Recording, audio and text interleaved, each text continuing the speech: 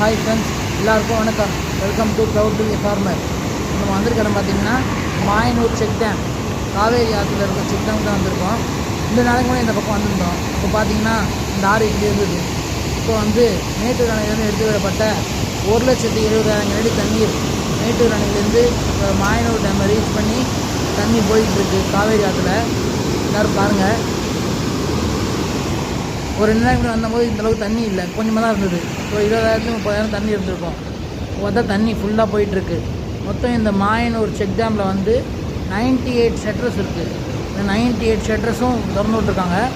வர இன்ஃப்ளோ அப்படியே வெளில போயிட்டுருக்கு. எதுவும் தேக்கி வைக்கலை. ஏன்னா வெள்ளம் வந்துட்டுனால தேக்க போகலாம்னு சொல்லிட்டு தேக்காமல் வச்சுருக்காங்க. இந்த பக்கம் பார்த்திங்கன்னா சீலை பிள்ளையார் புத்தூர், இந்த பக்கம் பார்த்திங்கன்னா மாயனூர், நடுப்புற தான் இந்த மாயனூர் செக் டேம் இருக்குது. ஓகே ஃப்ரெண்ட்ஸ், அடுத்த வீடியோவில் பார்க்கலாம். பாய். Please subscribe.